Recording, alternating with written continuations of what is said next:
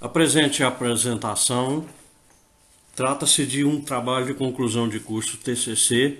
Sou aluno da Universidade Cruzeiro do Sul. Meu nome é Almir Rodrigues Domingues, RGM 285-305-19. Orientador é o professor Gabriel Baião.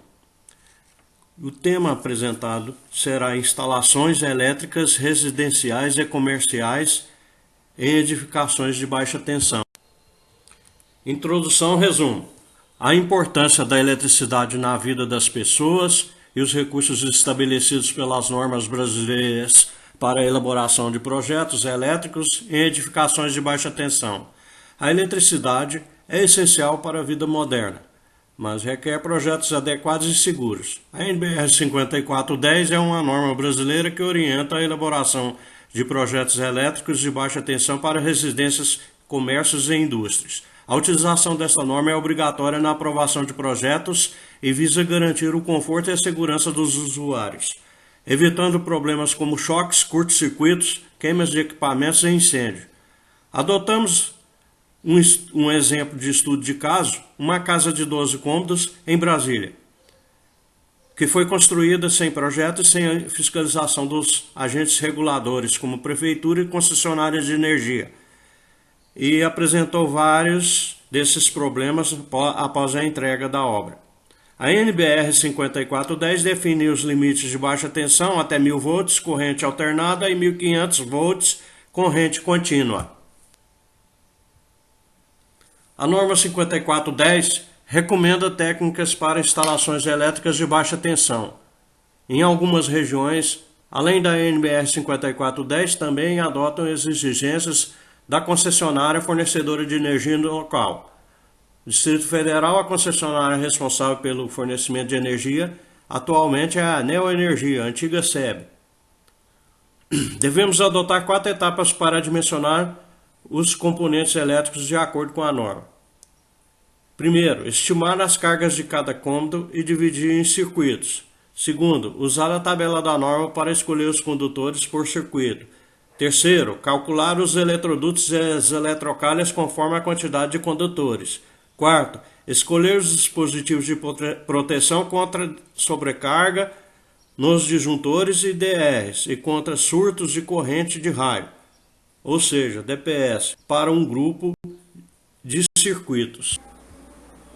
Aqui então, existe uma lista de unidades e símbolos usados nesse artigo de acordo com a NBR 5410. Primeira coluna é a coluna das unidades, segunda e terceira coluna, simbologia. Na primeira coluna, trata-se das unidades, temos a corrente, resistência, potência, tensão, etc. Segunda coluna e terceira, tomadas, interruptores, quadros elétricos, etc. A figura acima representa um esquema elétrico multifilar genérico, mostrando o circuito existente desde a rede pública de alimentação fornecido pela concessionária aos circuitos terminais ou pontos de consumo, como interruptores, tomadas de uso geral, TUG, e tomadas de uso específico, TUE, luminares e etc. Na apresentação anterior, mostramos a representação do diagrama de multifilar. Aqui apresentamos o diagrama unifilar, que é a representação dos circuitos elétricos, indicando a posição das cargas e dos acionadores, além do local da instalação e dos componentes elétricos. Capítulo 1. Introdução. Justificativa. Projetar significa encontrar soluções viáveis, eficientes e econômicas para as instalações elétricas de uma edificação, com um objetivo comum. O projeto elétrico deve identificar todos os elementos e partes que o compõem. Basicamente, ele envolve quantificar e localizar os pontos de consumo de energia elétrica, dimensionar os cabos, eletrodutos, medição, comando, aterramento, proteção e acessórios da instalação. Apresentar plantas, diagramas, detalhes, memorial descritivo, especificações e cálculo. Aqui falaremos do objetivo, alcance e limitações e metodologia. O objetivo é analisar a demanda do cliente e o projeto arquitetônico ou layout dos espaços de móveis e equipamentos. Definir os pontos elétricos, a entrada de energia, os quadros, a previsão de cargas, dividir os circuitos e dimensionar os componentes do sistema de aterramento e finalmente fazer o orçamento. Alcances e limitações, a NBR 542 define as instalações elétricas de baixa tensão no Brasil e tem como objetivo garantir a segurança, a qualidade e a economia. Ela abrange e define diversos aspectos, como dimensionamento, proteção e aterramento, materiais e equipamentos. A metodologia. Primeiramente, escolhe o aterramento, a quantidade e a localização dos pontos elétricos. Depois estima a demanda elétrica e divide a instalação em circuitos terminais. Depois dimensiona os componentes dos circuitos terminais e de distribuição. Dimensiona também os dispositivos dos quadros, disjuntores, DRs, DPS e a entrada de serviço e o sistema de aterramento. Então elabora as plantas, os diagramas, o memorial descritivo, as especificações e apresenta os cálculos de projeto.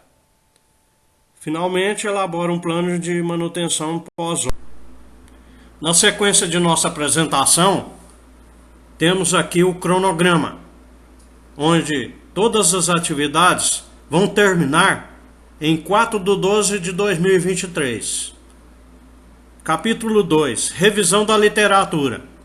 Fundamentação teórica. Circuito elétrico é um conjunto de componentes que fornece energia elétrica aos pontos de consumo. Corrente, tensão, resistência, potência, etc. são os principais conceitos. Corrente contínua é constante e unidirecional, usada em baixas tensões, principalmente usado nos eletrônicos. A corrente alternada é variável e bidirecional, usada na geração e distribuição de energia. A frequência utilizada no sistema elétrico brasileiro é de 60 Hz. A diferença de potencial DDP, que é o movimento ordenado das cargas elétricas, e a corrente elétrica depende da DDP e da resistência do condutor, de acordo com a lei de Ohm. Os materiais elétricos variam conforme a facilidade de conduzir corrente. Eles podem ser condutores, metais com baixa resistência à corrente, exemplo, o cobre, alumínio, ferro, etc. Semicondutores, materiais com resistência variável à corrente, usado em eletrônicos, exemplo, os transistores, diodos, LEDs, etc. E, finalmente, os isolantes ou dielétricos, materiais que bloqueiam ou dificultam a corrente, usados para proteger os condutores, exemplo, plásticos, borrachas, cerâmicas, vidros. São usados também para revestir os condutores e evitar choques elétricos ou curtos-circuitos. Execução é a fase de realizar a instalação elétrica conforme o projeto, seguindo as normas, as instruções e as boas práticas para garantir a qualidade, a segurança e a funcionabilidade. Nesta fase, devemos usar ferramentas manuais adequadas para cada trabalho, EPIs para evitar acidentes, instrumentos de medição para verificar as grandezas elétricas e testar funcionamento dos circuitos, materiais e componentes de qualidade compatíveis com o projeto e especificações, técnicas de fixação, conexão, emenda e isolamento dos condutores, etiquetas e identificações para facilitar a localização dos circuitos e a manutenção. Em segundo plano, verificação. Segunda fase, verificação. Fase que se confere ou certifica o funcionamento das instalações conforme previsto em projeto e norma, realizando os testes de continuidade, polaridade e isolação, e fazendo as medições usando os instrumentos multímetro, termômetro, entre outros dispositivos. Enfim, usa-se procedimentos e documentos para medir e registrar o desempenho e a segurança para a entrega final da obra. Por fim, a manutenção é a fase de conservar a instalação elétrica em boas condições de uso e segurança, fazendo intervenções preventivas ou corretivas para manter o funcionamento. Uma instalação mal feita pode causar riscos e prejuízos como sobrecargas quando a corrente elétrica é maior do que a capacidade dos condutores, gerando aquecimento e danos aos equipamentos. Curtos-circuitos, quando há um contato indevido entre dois condutores com potenciais diferentes, gerando uma corrente muito alta e podendo provocar faíscas e explosões. Choques elétricos, quando há um contato direto ou indireto de uma pessoa com uma parte energizada da instalação, podendo causar lesões ou até morte. Incêndios, quando o calor gerado por uma sobrecarga ou curto-circuito atinge materiais inflamáveis, como madeira, papel, tecidos, etc. Resultados e discussão. O estudo de caso que foi apresentado tratou de uma reforma elétrica em uma residência de 12 cômodos em Brasília, que possuía uma instalação antiga, irregular e insegura, causando vários problemas como queima de equipamentos, aquecimento de tomadas, curtos-circuitos, choques elétricos, desligamentos frequentes e incêndios. Foi realizada uma reforma geral baseada em um projeto conforme a NBS 5410 e usou materiais e componentes de qualidade adequados à demanda, onde não reaproveitou nada das instalações antigas. A reforma resultou em uma instalação segura, funcional e econômica, com circuitos independentes e cargas balanceadas. Todos os dispositivos de proteção, medição trifásica e aterramento, o que resultou em economia tanto no consumo de energia como na manutenção, além de conforto e segurança ao cliente. Conclusões e recomendações. O artigo aqui relatado mostrou que, devido às péssimas condições das instalações da edificação, foi necessário executar uma reforma elétrica geral na residência, que tinha uma instalação antiga, irregular e perigosa, causando problemas como queima de aparelhos, aquecimento de tomadas, curtos-circuitos, choques e incêndios. Diante do exposto, ficou evidente que fazer um projeto seguindo a norma NBR 5410 é extremamente importante para evitar riscos e prejuízos, e que é preciso fiscalização das obras pelos órgãos reguladores, como as concessionárias de energia, as prefeituras, etc., e a participação de profissionais especializados, engenheiros, técnicos, etc. A mentalidade de que só a mão de obra prática reduz os custos da obra é equivocada e prova que isso é um erro cultural no Brasil e gera vários prejuízos aos usuários.